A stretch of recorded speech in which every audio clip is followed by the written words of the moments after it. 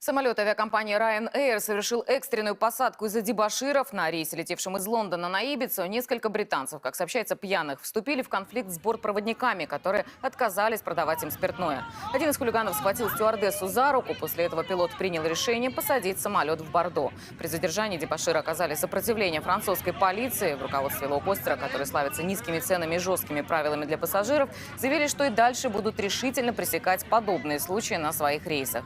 Напомню, в России авиадебоширам теперь грозит уголовное наказание. Кроме того, Госдума сейчас рассматривает законопроект, позволяющий авиакомпаниям не продавать билеты злостным нарушителям.